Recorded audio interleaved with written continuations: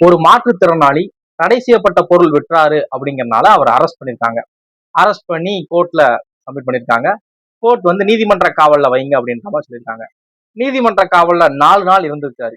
அப்படி இருந்தப்ப அவரு இறந்துட்டாரு. இறந்த அவரை போஸ்ட்மார்டம் பண்ணதுல போஸ்ட்மார்டம் ரிப்போர்ட் என்ன சொல்லுதுன்னா 19 இடங்கள்ல அவருக்கு காயம் ஏற்பட்டிருக்கு அப்படிங்கிற மாதிரி சொல்றாங்க. 3 ஜெயில் காவலாளிகளை அரெஸ்ட் பண்ணிருக்காங்க. அந்த மாற்றுத்திறனாளியோட குடும்பத்தை சேர்ந்தவங்க வந்து இதுல ஏதோ சதி இருக்கு, இது வந்து ஒரு கொலை, இதுக்கு வந்து நேர்மையான நீதி எங்களுக்கு வேண்டும் அப்படின்னு சாலை மறியல ஈடுபட்டிருக்காங்க. இது எங்க நடந்துச்சு, உண்மையா என்ன விஷயம் நடந்துச்சு அப்படிங்கிறத ரொம்ப டீட்டெயில்டா எக்ஸ்பிளைன் பண்றேன். வீடியோ ஃபுல்லா பாருங்க. வணக்கம், நான் ஆனந்த்.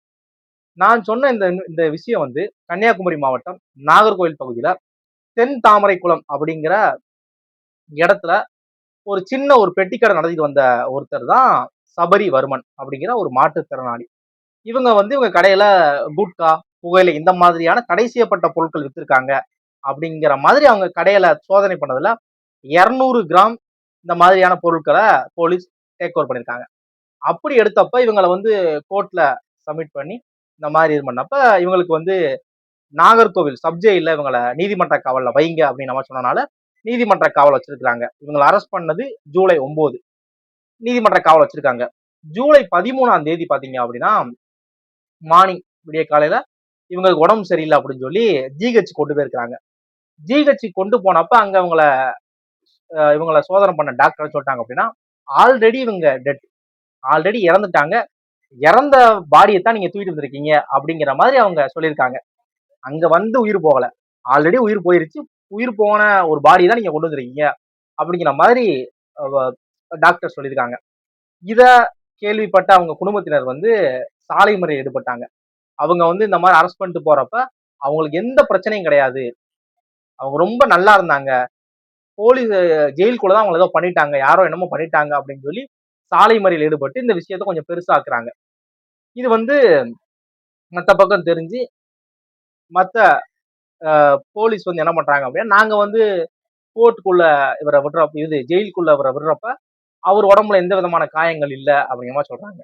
அப்புறம் ஜூலை 14ஆம் தேதி இவரோட உடம்ப வந்து உடற்கூறாய்வு போஸ்ட்மார்ட்டம் பண்ணதுல 19 இடங்கள்ல காயங்கள் இருக்கு, வெளிப்புற காயங்கள் 19 இடத்துல இருக்கு.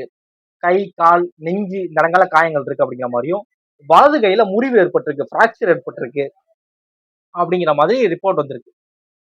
இப்போ இந்த 19 காயங்கள், பிராக்சர் இதனால்தான் அவர் உயிர் போச்சா அப்படிங்கிறது ஃபர்தரா தான் தெரியும். இது வரைக்கும் அது தெரிய வரல. ஆனா இந்த 19 காயங்கள் இருக்கு, கையில பிராக்சர் ஆயிருக்கு, அவர் உடம்புல வந்து வெளிப்புற காயங்கள் இருக்கு அப்படிங்கிறது அபிஷியலா ஒரு வெளியிட்ட ஒரு தகவல். ஓகேவா? இத என்கொயரி பண்ணதுல 3 காவலாளிகளை ஜெயில சேர்ந்த வார்டனை வந்து அரெஸ்ட் பண்ணிருக்காங்க. அது போக ஜெயிலுக்குள்ள இருந்த மற்ற கைதிகள் வந்து இவர் மேல வன்முறை தாக்குதல் ஈடுபட்டாங்க, சண்டை போட்டு மாறி மாறி ஏதோ பண்ணிக்கிட்டாங்க, அந்த மாதிரி சொல்லி 8 கைதிகளை அரெஸ்ட் பண்ணிருக்காங்க. இதுதான் இப்ப வரைக்கும் நடந்திருக்கு. ஆனா அவங்க குடும்பத்தை சேர்ந்தவங்க என்ன சொல்றாங்க அப்படின்னா இது வந்து அவர் வந்து ரொம்ப நல்லா இருந்தாங்க, அவங்களுக்கு எந்த பிரச்சனையும் கிடையாது, அவங்க வந்து அரெஸ்ட் பண்ணிட்டு போற வரைக்கும் அவங்களுக்கு எந்த பிரச்சனையும் கிடையாது, இவங்கதான் ஏதோ பண்ணிட்டாங்க அவங்கள, இதுக்கு எனக்கு நேர்மையா நீதி வேணும், இல்லைன்னா வழக்க சிபிஐக்கு மாத்துங்க அப்படிங்கிற மாதிரி அவங்க கோரிக்கை வைக்கிறாங்க.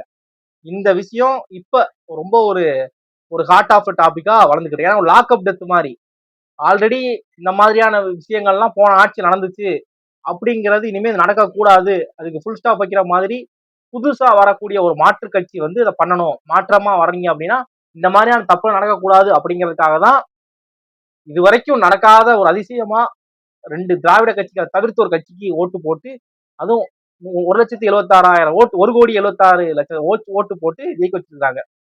இந்த ஆட்சியிலையும் இப்படி நடக்குது அப்படின்னா இது என்ன சொல்லனே தெரியல.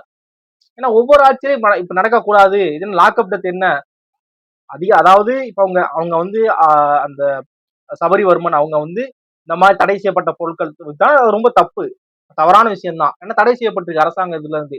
அப்படிங்கிறப்ப அந்த பொருளை வித்திருக்காங்க அப்படின்னா அவங்க அரெஸ்ட் பண்ணி கோர்ட்ல இது பண்ணிருக்கணும், கோர்ட்ல என்ன தண்டனை கொடுக்கணும் தண்டனை கிடைக்கணும், ஃபைனோ ஏதோ அபராதம் போட்டிருந்தாங்களா இல்ல தண்டனையா அதை வந்து அவங்களுக்கு கிடைச்சிக்கணும், அவங்க அதை இது பண்ணிருக்கணும்.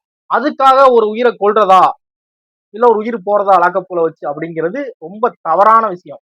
இது வந்து அதிகாரத்தை வந்து தவறா பயன்படுத்துறது மாதிரியான ஒரு விஷயம் திரும்ப திரும்ப நடந்துகிட்டு இருக்கு. எந்த ஆட்சி மாறினாலும் காட்சி மாறல அப்படிங்கிற மாதிரி திரும்ப திரும்ப இந்த விஷயம் நடந்துகிட்டே இருக்கு. அவங்க வந்து இந்த மாதிரி பண்ணிருக்காங்க அப்படின்னா அவங்களுக்கு தண்டனை கிடைக்கணும். தடை செய்யப்பட்ட பொருளை வித்திருக்காங்க, அதுக்கு என்ன தண்டனை, அந்த தண்டனை அவங்க கிடைக்கணும், ரைட்டு. அதுக்காக இந்த மாதிரியான ஒரு மரணம் அப்படிங்கிறது ஏத்துக்கொள்ளவே முடியாது. இவ்வளவு பெரிய இது வந்து ஏத்துக்கு இதுக்கான கரெக்டான நேர்மையான நீதி கண்டிப்பா கிடைச்சே ஆகணும்.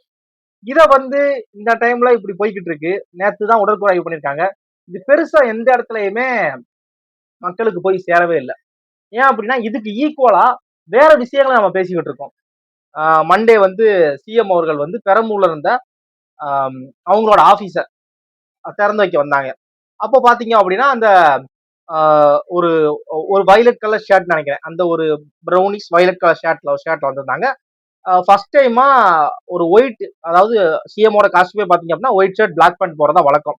அது இல்லாம அந்த வயலட் கலர் அந்த ஒரு ப்ரௌன் கலர்ல ஒரு ஷர்ட் போட்டு வந்த உடனே இது வந்து அவங்க வந்து 2016 ஒரு இன்டர்நேஷனல் அவார்டு, ஆக்டர் அவார்டு வாங்கினாங்க நினைக்கிறேன். அந்த இதோட கம்பேர் பண்ணி பாத்தீங்களா 10 இயர்ஸ் சேலஞ்ச். அவர் வந்து அவரோட மூவியை வந்து ஓனா ரீக்ரியேட் பண்ணிக்கிட்டு இருக்கிறாரு அப்படிங்கிற மாதிரி மண்டே இந்த மாதிரி பண்ணாங்க. டியூஸ்டே நேற்று செவ்வாய்க்கிழமை பாத்தீங்க அப்படின்னா என்ன பண்ணாங்க, விஜய் அவர்கள் வந்து மருத்துவ மாணவர்களுக்கு வந்து அவங்க வந்து சர்டிபிகேட் மாதிரி ஒன்று இது பண்ணாங்க, அந்த பணி நியமன சான்றிதழ் நினைக்கிறேன். அதை முடிச்சுட்டு அந்த ஸ்டெப்ஸ்ல இருந்து இறங்கி வரதை வச்சு முதல்வன் படம், வேட்டைக்காரன் படம், துப்பாக்கி, இந்த மாதிரியான அவங்களோட படங்களை ரீக்ரியேட் பண்ணிட்டாரு, டிரான்சிஷன் அலர்ட் அப்படின்னு சொல்லி வேற மாதிரி ட்ரெண்ட் பண்ணிட்டு இருக்காங்க. நேற்று வந்து அவங்க வந்து ஸ்கை ப்ளூ ஷர்ட் போட்டிருந்தாங்க, light sky blue colour shirt போட்டிருந்தாங்க. அந்த ஸ்கை ப்ளூ ஷர்ட் வந்து இந்த மாஸ்டர் படத்துல விஜய் அவர்கள் வந்து டிரான்ஸ்ஃபர்மேஷனுக்கு அப்புறம் ஒரு ட்ரெஸ் போட்டு வருவாங்களே, கிளீன் ஷேவ் பண்ணி நான் வந்து இனிமே கரெக்டா இருக்க போறேன் அப்படின்னு சொல்லி திருந்தி வந்து அந்த கையில குச்சி எடுத்து உட்காந்துருப்பாங்க, அந்த லுக்ல வந்த உடனே இது வந்து புலி உருமுது ஸ்டெப்ல வர்றது வந்து அந்த ஸ்டெப்ஸ் இறங்கி வருது, புலி உருமுது மாதிரி இறங்கி வராது. இவருக்கு மனசுல இளைய தளபதி நடப்பு சிஎமுக்கு அப்படிங்கிற மாதிரி அதை கியூட்டியா அதை வந்து ட்ரெண்ட் பண்ணிட்டு இருக்காங்க. இப்படி ஒரு தப்பு நடந்திருக்கு தமிழ்நாட்டுல. எல்லாருமே என்ன கேட்கணும், இப்படி என்ன இப்படி இப்படி நடந்திருக்கு, திரும்ப திரும்ப நடந்துகிட்டே இருக்கு. நம்ம ஆல்ரெடி ஒன்று பார்த்திருக்கோம். இங்க திருப்புவனத்துல அந்த ஒரு காவலாளி இந்த விஷயம் இது லாக்அப் டெத் அப்படி சொல்லி நிறைய ஃபெனிக்ஸ் ஜெயராஜ் லாக்அப் டெத் இப்படி எல்லாம் பார்த்திருக்கோம். திரும்ப இப்படி நடந்திருக்கு அப்படின்னா நம்ம என்ன என்ன நம்ம வந்து மாற்றத்தை கேள்வி கேட்கிறோம், கொஸ்டின் பண்றோம், நம்ம நினைக்கிறோம். இது நடந்திருக்கு அப்படிங்கிறது பெருசா பேசப்படவே இல்லை.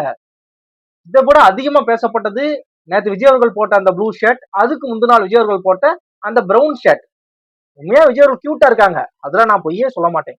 சிஎம் விஜய் சார் ரொம்ப கியூட்டா இருக்காங்க. இங்க நடக்கிற விஷயங்கள்லாம் பத்தி பேசாம வேற ஏதோ பத்தி பேசிக்கிட்டு இருக்கோம். விஜய் சார் அவங்கள வந்து அழகா இருக்காங்க, கியூட்டா இருக்காங்கிற பேசதான் நம்ம இருக்கோமா?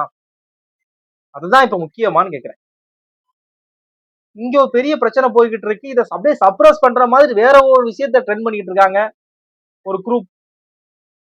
எதிர்கட்சிகள் பேசுறாங்க, அதெல்லாம் விட்டுருங்க, அவங்க வந்து அரசியல் ஆதாயத்துக்காக பேசுறாங்க, ஓகே, நான் அதெல்லாம் பேசவே இல்லை.